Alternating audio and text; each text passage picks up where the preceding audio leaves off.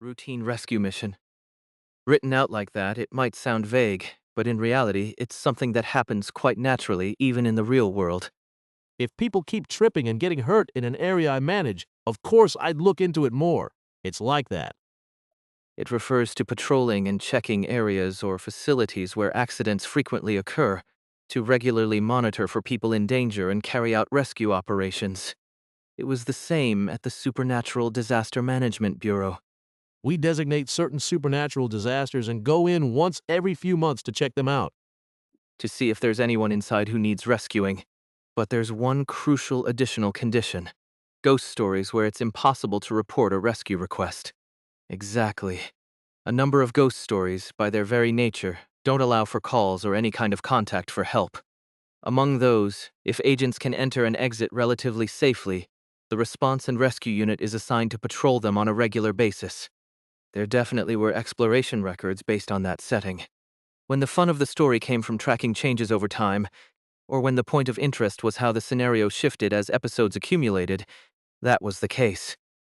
In that way, it's similar to how Daydream Inc. assigned designated darknesses to specific employees or teams.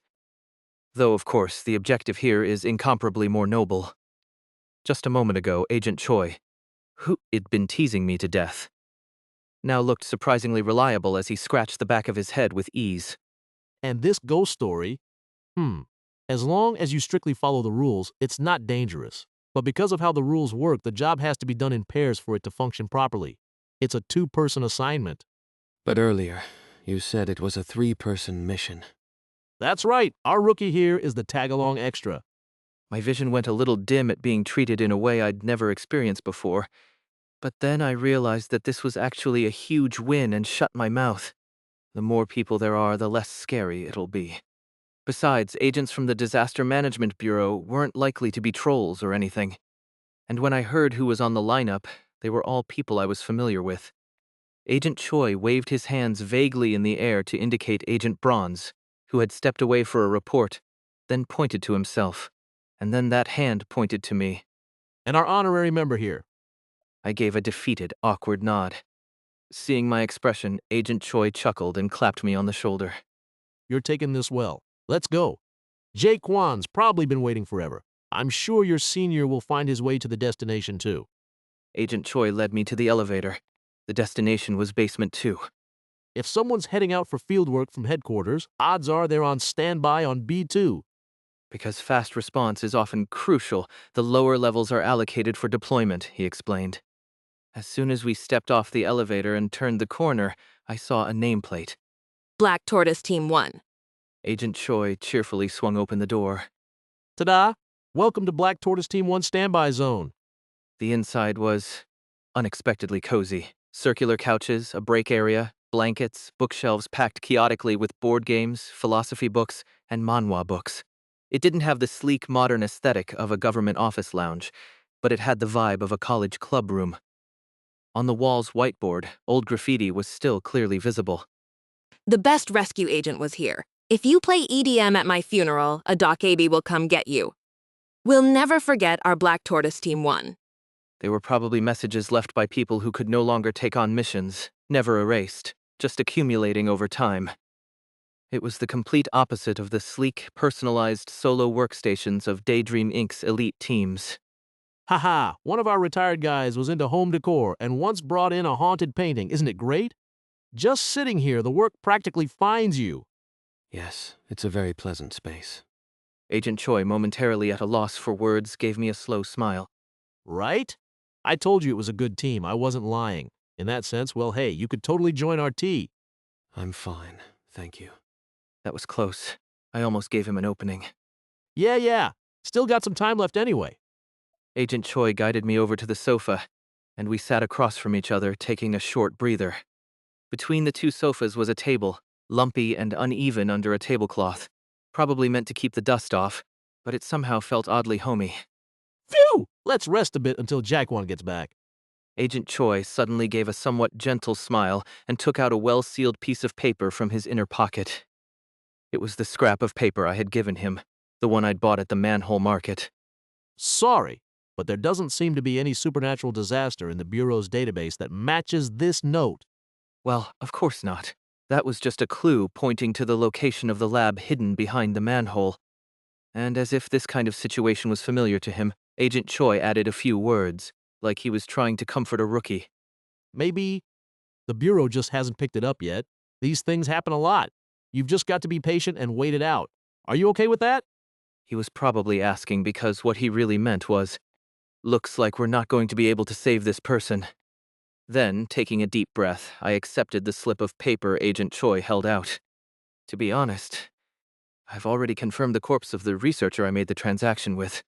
If this were a real situation, I'd probably say something. Still, I think there's meaning in at least making the attempt. Agent Choi didn't respond for a moment. Was that too obvious? Just as I started to regret it, Hubeinim, give that back for a sec. Agent Choi extended his hand again. I'll check one more time. Just once. When you've been around this long, you've got more than just the database.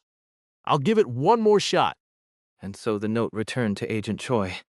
I felt a bit guilty, but this was a life or death matter, so I kept my mouth shut. I'll repay him by working like a mule for the Bureau. This time, Agent Choi didn't say anything like, if you're that thankful, just join our team already. He just gave a dry chuckle and let it go. Is he going to ask one of his informants? Which meant that, in the end, he'd become a character with wide-reaching connections. So when he said he'd look into it again, it probably meant he was going to check sources outside the Bureau too. If he says he'll take a look, that's all it means. Probably just another excuse to try and recruit me into Black Tortoise Team 1. No way. He's not seriously going to find a ghost story that fits the note, is he? Don't tell me this is going to spiral into some ridiculous and implausible plot twist where there really is a matching ghost story. Nah, no way. Just imagining it made cold sweat trickle down my back. Time to stop. And right after Agent Choi tucked the note back into his coat, finally, the last agent for today's mission walked through the door of the waiting room. Agent Braun strode in confidently and took a seat on the sofa. Yes, this was the person I needed to make a confession to. I immediately bowed my head. Agent Bronze, I'm really sorry. You went out of your way to help me, and I totally messed up the field cleanup mission. This was my appeal. Please, give me one more chance. I haven't given up on the site cleanup unit just yet. Agent Bronze let out a quiet sigh and shook his head. There's no need to apologize. Yeah, it'd be weirder if someone apologized for obliterating a supernatural disaster. When Agent Bronze glared at him, Agent Choi panicked, whistled, and quickly pulled out the mission briefing papers. Thanks to that, I missed my timing to make an appeal. I'll have to wait for another chance. But since I'd be joining today's mission, another opportunity was bound to come. Hubeinim, where did I leave off? Ah, you mentioned that today's mission was a 3-person job. That's right. And on top of that, someone very reliable will be helping us out today. Agent Choi pointed to the wall next to the sofa. There, a translucent curtain hung loosely. Our elder, the team leader. I don't see anything. You don't see him, but you believe he's there, the elder said. Since a new rookie was coming today, he'd definitely lend us a hand. Is this some kind of rookie initiation ritual? I was starting to get confused. Was someone actually transformed into that curtain? Is that even possible? I was about to dig through the dark exploration records in my head when Agent Choi nudged me to stand in front of the curtain politely. Jack one stands here, and you, rookie, stand in the center. Perfect. Agent Bronze, me, and Agent Choi. Then Agent Choi stepped forward and pulled the curtain aside. Light poured through the curtain. Behind the translucent curtain was, surprisingly, a glass window that hadn't been visible before. Of course, since we were underground, we couldn't see outside, but instead, a mystical aurora-like glow shimmered beyond the glass. Rippling like rice paper doors, the glass flickered with sacred, almost divine light. Pretty cool, right? Apparently it's made with some kind of magical glass. I don't really know the details. Agent Choi smiled as he approached. The important thing is, this is how the elder watches over this place. The Elder, who exactly is he? Told you already. Our team leader here at Black Tortoise Team 1. Surprisingly, even Agent Bronze didn't object, which meant that it was true. Agent Bronze quietly removed the cloth covering the table between the sofas. Revealed underneath was food, buckwheat jelly, and raw chocolate. What kind of combination is that supposed to be? All right, wave your hands. Agent Choi enthusiastically raised both his hands. Agent Bronze followed, so I hurried to raise mine too. Wishing you many blessings again today, Elder. We humbly ask for your guidance on today's mission. I was so thrown off. I had never read about anything in the Dark Exploration records. Still, I bowed along like a proper rookie, and the moment I stood up, my body started shrinking. My viewpoint lowered, my arms and legs got smaller. Everything around me seemed just a bit larger and slightly wobbly. No, it was my head that was wobbling. Compared to my now shrunken body, my relatively large head tilted for a moment, struggling to balance. Even my voice had changed. And then, the transformation stopped. Only two things in my vision remained the same size as before. The two people beside me. All set. Thank you, Elder. In Agent Choi's spot stood an elementary school kid, examining me as if checking me over. No, I mean, it was Agent Choi, just younger. His mischievous grin and relaxed air were still there, just on a child's face. Across from me stood the child version of Agent Bronze. Same stiff demeanor. No, wait. I looked down at my own hands. Even my Dakebi flamearm had shrunk down to match my reduced size, waving excitedly instead of giving a thumbs up. All right, mission prep complete. Today's supernatural disaster can only be entered normally by the children of the new nation. So now we've all become exactly 8 years old. I think I'm going to lose my mind. It's the dream of humankind, but no one has succeeded through science yet, so in reality, no one has truly experienced becoming younger. But in this ghost story world, I am experiencing it. That very rejuvenation. Though my height has been cut in half, mind you. Hey, be careful. Kids get cold easily, you know. I fell into momentary silence as I watched Agent Choi grinning under a blanket. It was so absurd that I was speechless. This doesn't feel real. Being in the body of a lower-grade elementary schooler felt bizarre. All those cartoon protagonists who instantly adapted to being kids again were total liars. A child's senses were magnified several times over, and their stamina surged in strange ways. I thought I'd waddle clumsily because of the shorter reach, but to my surprise, I didn't. It's because it's a Dokebi trick, Explained Agent Bronze smoothly. Of course, that's only a clear explanation if you're a veteran of the Bureau. To a rookie like me, it was anything but, so I responded as expected. You can think of it as a supernatural phenomenon that deceives reality. It's not a disaster, and it can't be used for anything malicious. It's a trick, after all. That was a pretty good explanation. I glanced at the Dakebi flame embedded in my arm and recalled the entry I was familiar with. A mysterious ability used by some agents of the Supernatural Disaster Management Bureau. Occasionally manifests when an agent is issued a spiritual item tied to Dakebi lore. Abilities drawn from traditional Dakebi myths, like transformation, concealing objects, showing illusions, or conjuring fire from thin air, may appear depending on the compatibility with the agent. as you might have guessed. The Disaster Management Bureau is quite deeply tied to the Dokebi, so you can just assume that the team leader of Black Tortoise Team 1 also uses a Dokebi trick. He's telling me outright that there's deeper lore and that I'll learn it once I've put in more time. Much appreciated. Oops, Jaquana, you're saying too much. What should we do, Hu Bai Nim? You might get your memory wiped. Hying, you didn't fall for it. Agent Bronze pressed a finger to his temple. Seeing a child make such a world-weary expression was incredibly uncanny. If Agent Choi says something not directly related to the mission, you don't have to respond. Hey, that's too harsh. Fine, I'll stick to mission talk. Agent Choi's grumbling was slightly less annoying in child form. Anyway, so a Dakebi trick is, at its core, an illusion. We're not really children of the new nation, so don't forget that. Okay, I get what you're saying. But senses fool the body, and the body fools the mind.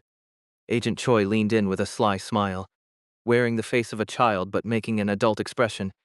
It was eerie and vaguely unsettling.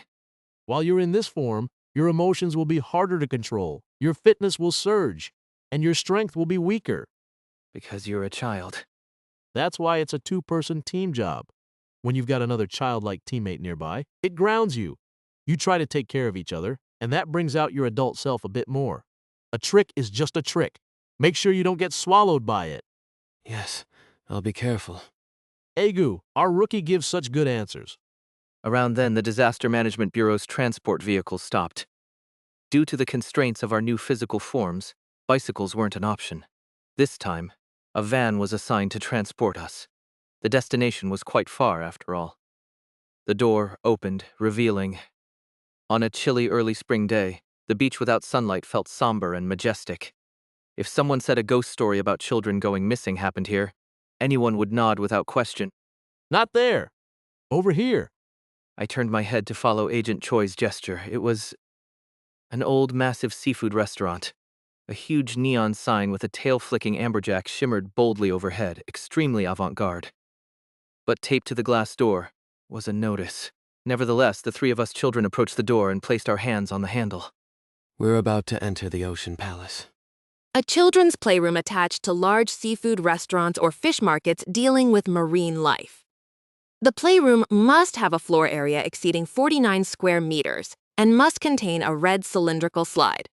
Additionally, murals related to an underwater kingdom must be visibly present on the walls. When murals in such playrooms were replaced, distorted and vaguely similar underwater images began appearing irregularly. Complete prevention of entry is presumed to be impossible. With his now shorter arms, Agent Bronze pushed aside some toys, revealing a wallpaper-style poster underneath. The mermaid princess, smiling fish, coral clams, and a cute shell-shaped castle. Next to it sat a red slide-like playground structure and a ball pit. Whoa, nostalgic. Places really never disappear. I guess the demand's consistent? Enough chit-chat. Let's get ready. Even the bickering sounded more endearing in children's voices. Hubenim, you read the instructions, right? Good. Let's do this. Following the others, I stood at the base of the red slide. With eyes closed, climb up the slide from the bottom. During this process, you must hold a strong desire to enter the underwater kingdom depicted on the wallpaper.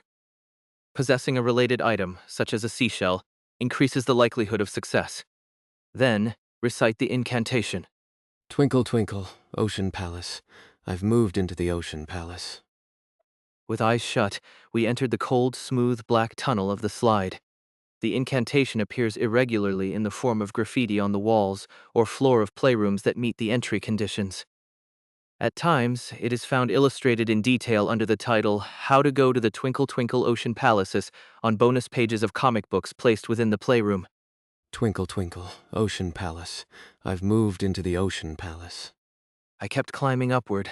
From in front and behind, high and clear children's voices echoed as they repeated the chant. Twinkle, twinkle, Ocean Palace! I've moved into the Ocean Palace. The slide wouldn't end. Instead, the incline grew steeper and steeper until I had to cling to it just to keep climbing. I could hear the kids panting behind me. It felt like I might cry, but I held it in. If the incline begins to steepen precariously, this indicates that the entry ritual has succeeded. There are no recorded outcomes for individuals who fail to maintain their grip and slide back down at this stage.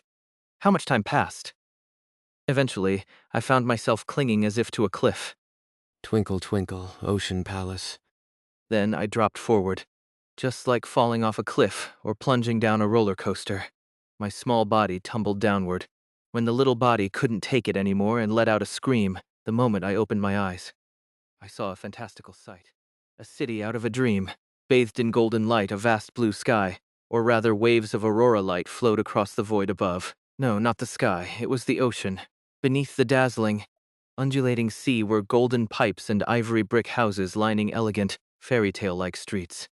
Sparkling coral reefs, colorful streamers and decorations, golden speakers, ornate floral and wave-patterned metalwork shimmered from every street lamp, and high above a beautiful palace adorned with pearls and gold in shimmering hues of blue. Somehow I was no longer falling. The two children who had come with me floated beside me. As we descended, the city's central white fountain came into view, and a banner rippled above it in gold, blue, and red. To our newest children moving in, Twinkle Twinkle Ocean Palace. More than 20 children came rushing down the beautiful boulevard beneath the banner. All of them were smiling from ear to ear. Clean, pretty hair and clothes, dressed like fairy tale princes and princesses, like the stars of a birthday party. 3 of them came. When one child grabbed Agent Bronze's arm, he flinched in alarm, but the child just giggled brightly. Laughter and glittering euphoria filled the air. Where is this place? This is Twinkle Twinkle Ocean Palace. It's so much fun. It's really great. The child chattering to me beamed and began leading the way. Like they had nothing in the world to worry about. Like their parents had sent them to some amazing camp, and they were making new friends in paradise. They're all missing persons. All living entities confirmed within the scope of this supernatural disaster are presumed to be missing children. Verified age range spans from 5 to 11 years old. The majority display expressions of deep euphoria and contentment. The children burst into laughter as they led us, running down the Grand Street, trying to get us to the palace in one go. Still, like kids, they were easily distracted, looking around at everything.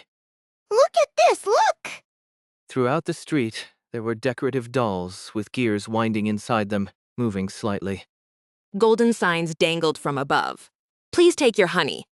There was a drinking fountain built into the belly of a colorful toy soldier with a comical expression.